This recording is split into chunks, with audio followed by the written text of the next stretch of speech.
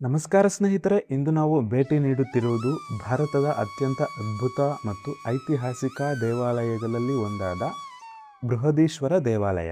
1000 ವರ್ಷಗಳ ಹಿಂದೆಯೇ ನಿರ್ಮಿಸಲಾದ ಈ ಭವ್ಯ ದೇವಾಲಯವು ರಾಜರಾಜ ಚೋಳ ಅವರ ಕನಸಿನ ಕೃತಿ ಆಗಿದೆ.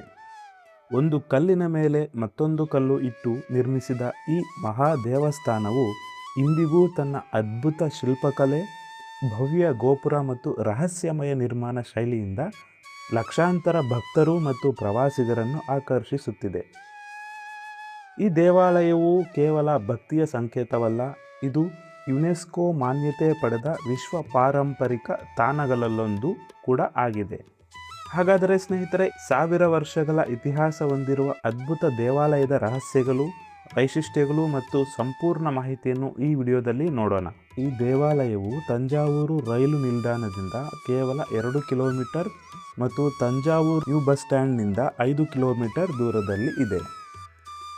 ರೈಲು ನಿಲ್ದಾಣ ಮತ್ತು ಬಸ್ ಸ್ಟ್ಯಾಂಡ್ನಿಂದ ಈ ದೇವಾಲಯ ತಲುಪಲು ಸ್ಥಳೀಯ ಬಸ್ಸುಗಳು ಮತ್ತು ಆಟೋಗಳ ವ್ಯವಸ್ಥೆ ಇದೆ.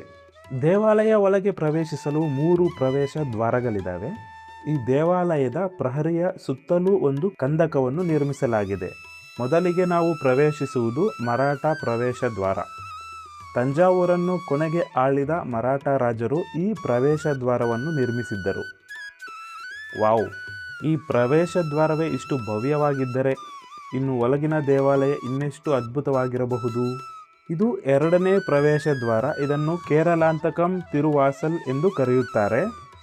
ರಾಜರಾಜ ಚೋಳ ಆ ಕಾಲದಲ್ಲಿ ತನ್ನ ಪ್ರಮುಖ ಪ್ರತಿಸ್ಪರ್ಧಿಯಾದ ಚೇರರ ಮೇಲೆ ನಡೆದ ಯುದ್ಧದಲ್ಲಿ ಜಯಗಳಿಸಿದ ನೆನಪಿಗಾಗಿ ಇದನ್ನು ನಿರ್ಮಿಸಿದರು.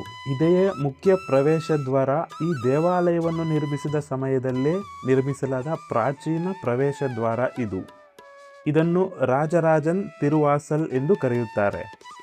ಇದರ ಮೇಲೆ ಕೆತ್ತಿದ ಶಿಲ್ಪಗಳು ಅತ್ಯಂತ ಅದ್ಭುತವಾಗಿವೆ. ವಿಶೇಷವಾಗಿ ಶಿವಪಾರ್ವತಿ ಕಲ್ಯಾಣದ ದೃಶ್ಯವನ್ನು ಬಹಳ ಸುಂದರವಾಗಿ ಚಿತ್ರಿಸಿದ್ದಾರೆ. ಬನ್ನಿ, ಈಗ ನಾವು ಒಳಗೆ ಹೋಗೋಣ. ಈ ದೇವಾಲಯದ ಒಳಗೆ ಪ್ರವೇಶಿಸುತ್ತಿದ್ದಾಗ ಒಂದು ದೊಡ್ಡ ರಾಜ್ಯಕ್ಕೆ ಪ್ರವೇಶಿಸುತ್ತಿರುವಂತೆ ಅನುಭವವಾಗುತ್ತದೆ. ಥಿಂಕ್ ಬಿಗ್, ಅಚೀವ್ ಬಿಗ್ ಎಂಬ ಮಾತಿಗೆ ಈ ದೇವಾಲಯವೇ ಅತ್ಯುತ್ತಮ ಉದಾಹರಣೆ. ಮೊದಲನೇ ರಾಜರಾಜ ಚೋಳ ಇಷ್ಟು ಮಹತ್ತರವಾಗಿ ಈ ದೇವಾಲಯವನ್ನು ಕಲ್ಪಿಸಿದ ಕಾರಣವೇ ಅದನ್ನು ಇಷ್ಟು ಅದ್ಭುತವಾಗಿ ನಿರ್ಮಿಸಲಾಯಿತು. 100 ವರ್ಷಗಳ ಹಿಂದೆ ನಿರ್ಮಿಸಲಾದ ಅನೇಕ ದೇವಾಲಯಗಳು ಈಗ ಶಿಥಿಲಾವಸ್ಥೆಗೆ ತಲುಪುತ್ತಿದ್ದರೂ 1000 ವರ್ಷಗಳ ಹಿಂದೆ ನಿರ್ಮಿಸಲಾದ ಈ ದೇವಾಲಯ ಮಾತ್ರ ಇನ್ನೂ ಯಾವುದೇ ಹಾನಿಯಿಲ್ಲದೆ ಅದರಂತೆಯೇ ಉಳಿದಿದೆ. ಈ ದೇವಾಲಯದ ಒಳಗೆ ಪ್ರವೇಶಿಸಿದ ಕೆಲವೇ ಸಮಯದಲ್ಲಿ ನನಗೆ ಕಂಡ ದೊಡ್ಡ ವ್ಯತ್ಯಾಸವೆಂದರೆ, ದ್ರಾವಿಡ ಶೈಲಿಯ ವಾಸ್ತುಶಿಲ್ಪದಲ್ಲಿ ಸಾಮಾನ್ಯವಾಗಿ ದೇವಾಲಯದ ಗೋಪುರ ಅಂದರೆ ಪ್ರವೇಶ ದ್ವಾರ ದೊಡ್ಡದಾಗಿದ್ದು, ವಿಮಾನ ಗೋಪುರ ಅಂದರೆ ಗರ್ಭಗುಡಿಯ ಮೇಲಿನ ಗೋಪುರ ಚಿಕ್ಕದಾಗಿರುತ್ತದೆ. ಆದರೆ ಈ ದೇವಾಲಯದಲ್ಲಿ ಅದಕ್ಕೆ ವಿರುದ್ಧವಾಗಿದೆ. ಪ್ರವೇಶ ದ್ವಾರ ಚಿಕ್ಕದಾಗಿದ್ದು ವಿಮಾನ ಗೋಪುರ ದೊಡ್ಡದಾಗಿದೆ. ಈ ದೇವಾಲಯದ ಮೂಲ ಹೆಸರು ರಾಜರಾಜೇಶ್ವರಾಲಯ. ಈ ದೇವರನ್ನು ರಾಜರಾಜೇಶ್ವರ ಎಂದು ಕರೆಯುತ್ತಿದ್ದರು. ಆದರೆ ತಂಜಾವೂರನ್ನು ಕೊನೆಗೆ ಆಳಿದ ಮರಾಠ ರಾಜರು ಇದರ ಹೆಸರನ್ನು ಬೃಹದೀಶ್ವರಾಲಯ ಎಂದು ಬದಲಿಸಿದರು. ರಾಜರಾಜೇಶ್ವರ ಎಂಬ ಹೆಸರು ಕೇಳಿದಾಗ ರಾಜರಾಜ ಚೋಳ ನೆನಪಾಗುತ್ತದೆ ಎಂಬ ಕಾರಣದಿಂದ ಮರಾಠ ರಾಜರು ಈ ಹೆಸರನ್ನು ಬದಲಿಸಿದ್ದಿರಬಹುದು ಎಂದು ಕೆಲವರು ಹೇಳುತ್ತಾರೆ. ಈ ದೇವಾಲಯವನ್ನು ಮೊದಲನೇ ರಾಜರಾಜ ಚೋಳ ನಿರ್ಮಿಸಿದರು. ಈ ದೇವಾಲಯವನ್ನು ವಿನ್ಯಾಸಗೊಳಿಸಿದವರು ಕುಂಜರಮಲ್ಲನ್ ರಾಜರಾಜ ಪೊರಂತಾಚನ್. ಈ ದೇವಾಲಯದ ನಿರ್ಮಾಣವನ್ನು ಕ್ರಿಸ್ತಶಕ 1003ರಲ್ಲಿ ಪ್ರಾರಂಭಿಸಿ ಕ್ರಿಸ್ತಶಕ 1010ರಲ್ಲಿ ಪೂರ್ಣಗೊಳಿಸಿದರು. ಕೇವಲ 7 ವರ್ಷಗಳಲ್ಲಿ ಯಾವುದೇ ಆಧುನಿಕ ತಂತ್ರಜ್ಞಾನವಿಲ್ಲದ ಕಾಲದಲ್ಲಿ, ಯಾವುದೇ ಯಂತ್ರೋಪಕರಣಗಳಿಲ್ಲದ ಕಾಲದಲ್ಲಿ ಸಣ್ಣ ಸಣ್ಣ ಸಾಧನಗಳೊಂದಿಗೆ ಮತ್ತು ಆನೆಗಳ ಸಹಾಯದಿಂದ ಈ ದೇವಾಲಯವನ್ನು ನಿರ್ಮಿಸಿದರು. ಪೂರ್ಣವಾಗಿ ಗ್ರಾನೈಟ್ ಕಲ್ಲಿನಿಂದ ನಿರ್ಮಿಸಲಾದ ಮೊಟ್ಟ ಮೊದಲ ದೇವಾಲಯ ಇದಾಗಿದೆ. ಈ ದೇವಾಲಯವನ್ನು ನಿರ್ಮಿಸಲು ಸುಮಾರು 1,30,000 ಟನ್ ಗ್ರಾನೈಟ್ ಕಲ್ಲುಗಳನ್ನು ಬಳಸಿದ್ದಾರೆ. ಈ ಆಲಯದ ಸಮೀಪದಲ್ಲಿ ಎಲ್ಲಿಯೂ ಸಹ ಗ್ರಾನೈಟ್ ಕಲ್ಲುಗಳೇ ಇಲ್ಲ. ಕನಿಷ್ಠ 100ರಿಂದ 150 ಕಿಲೋಮೀಟರ್ ದೂರದಿಂದ ಇಷ್ಟು ಟನ್ಗಳ ಗ್ರಾನೈಟ್ ಕಲ್ಲುಗಳನ್ನು ಆನೆಗಳ ಮೂಲಕ ಸಾಗಿಸಿದರು. ಈ ಆಲಯವನ್ನು ನಿರ್ಮಿಸಲು ಎಲ್ಲಿಯೂ ಸಹ ಸಿಮೆಂಟ್, ಐರನ್ ಅಥವಾ ಇತರೆ ಯಾವುದೇ ವಸ್ತುಗಳನ್ನು ಬಳಸಿಲ್ಲ. ಕೇವಲ ಕಲ್ಲುಗಳನ್ನು ಇಂಟರ್ಲಾಕಿಂಗ್ ಸಿಸ್ಟಮ್ ಮೂಲಕ ನಿರ್ಮಿಸಲಾಗಿದೆ. ಈ ದೇವಸ್ಥಾನದಲ್ಲಿ ಬಳಸಿದ ಇಂಟರ್ಲಾಕಿಂಗ್ ಸಿಸ್ಟಮ್ನಲ್ಲಿ ಪಜಲ್ ತಂತ್ರವನ್ನು ಬಳಸಿದ್ದಾರೆ. ಈ ಪಜಲ್ ತಂತ್ರದ ಮೂಲಕವೇ ಸಂಪೂರ್ಣ ಗೋಪುರವನ್ನು ನಿರ್ಮಿಸಲಾಗಿದೆ. ಜಾಯಿಂಟ್ಗಳ ಮಧ್ಯೆ ಅಂಟಿಸಲು ಯಾವುದೇ ರೀತಿಯಾದಂತಹ ಪದಾರ್ಥವನ್ನು ಬಳಸಿಲ್ಲ. 216 ಅಡಿ ಎತ್ತರದಲ್ಲಿ 13 ಅಂತಸ್ತುಗಳಲ್ಲಿ ನಿರ್ಮಿಸಿದ ಈ ಗೋಪುರ ಆ ಕಾಲದಲ್ಲಿ ಅತಿ ಎತ್ತರದ ಕಟ್ಟಡವಾಗಿತ್ತು. ಇದನ್ನು ನಿರ್ಮಿಸುವುದೇ ದೊಡ್ಡ ವಿಷಯವಾದರೆ ಈ ವಿಮಾನ ಗೋಪುರದ ಮೇಲೆ 80 ಟನ್ ತೂಕದ ಕಲಶವನ್ನು ಸ್ಥಾಪಿಸಿದ್ದಾರೆ. ಅಂದರೆ 80 ಟನ್ ಅಂತಂದರೆ 80,000 ಕಿಲೋ ತೂಕ. ಇದು ಏಕಶಿಲೆಯ ಮೇಲೆ ಈ ಕಲಶವನ್ನು ನಿರ್ಮಿಸುವುದೇ ಒಂದು ದೊಡ್ಡ ವಿಷಯ. ಅದೇ ರೀತಿ ಇಷ್ಟು ಭಾರದ ಕಲಶವನ್ನು 216 ಅಡಿ ಎತ್ತರದಲ್ಲಿರುವ ವಿಮಾನದ ಮೇಲೆ ಇಡುವುದು ಇನ್ನೂ ದೊಡ್ಡ ವಿಷಯ. ಆ ಕಾಲದಲ್ಲಿ ಯಾವುದೇ ಯಂತ್ರಗಳು ಅಥವಾ ಕ್ರೈನ್ಗಳು ಇರಲಿಲ್ಲ. ಇದನ್ನು ಮೇಲೆಗೆ ಹೇಗೆ ಎತ್ತಿದರು ಅಂದರೆ, ಆ ಕಾಲದಲ್ಲಿ ಗೋಪುರದಿಂದ 8 ಕಿಲೋಮೀಟರ್ ದೂರದವರೆಗೆ ಒಂದು ಎಲಿವೇಶನ್ ನಿರ್ಮಿಸಿದರು. ಆ ಎಲಿವೇಶನ್ ಮೇಲೆ 3000 ಆನೆಗಳ ಸಹಾಯದಿಂದ ಇದನ್ನು ಮೇಲಕ್ಕೆ ತಗೊಂಡು ಹೋಗಿ ಅಳವಡಿಸಿದರು. ಒಮ್ಮೆ ಕಲ್ಪನೆ ಮಾಡಿ, ಈ ಕಲಶವನ್ನು ಅಳವಡಿಸುವ ಸಮಯದಲ್ಲಿ ಸ್ವಲ್ಪವಾದರೂ ತಪ್ಪು ನಡೆದರೆ ಈಗಾಗಲೇ ನಿರ್ಮಿಸಿದ್ದ ಸಂಪೂರ್ಣ ದೇವಾಲಯವು ಕುಸಿದು ಬೀಳುತ್ತಿತ್ತು.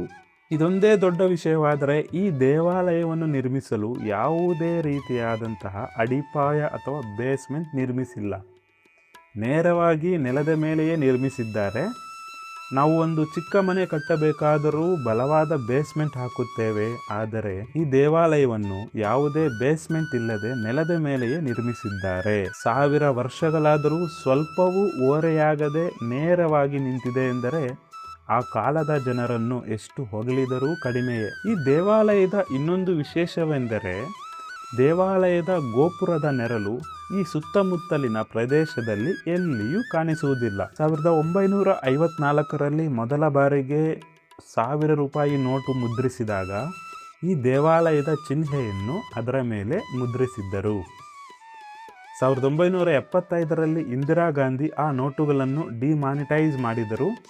2010ರಲ್ಲಿ ಈ ದೇವಾಲಯ ನಿರ್ಮಾಣಗೊಂಡು 1000 ವರ್ಷಗಳು ಪೂರ್ಣಗೊಂಡ ಕಾರಣ RBI 5 ರೂಪಾಯಿ ನಾಣ್ಯದ ಮೇಲೆ ಈ ದೇವಾಲಯದ ಚಿಹ್ನೆಯನ್ನು ಮುದ್ರಿಸಿದರು. ಅದೇ ರೀತಿ ವಿಶೇಷ ಆವೃತ್ತಿಯಾಗಿ 1000 ರೂಪಾಯಿ ನಾಣ್ಯವನ್ನೂ ಈ ದೇವಾಲಯದ ಚಿಹ್ನೆಯೊಂದಿಗೆ ಬಿಡುಗಡೆ ಮಾಡಿದರು. ಇದಲ್ಲದೆ ಇಂಡಿಯನ್ ಪೋಸ್ಟ್ ಆಫೀಸ್ ಈ ದೇವಾಲಯದ ಚಿಹ್ನೆಯೊಂದಿಗೆ ಅಂಚೆ ಚೀಟಿಗಳನ್ನು ಬಿಡುಗಡೆ ಮಾಡಿತು.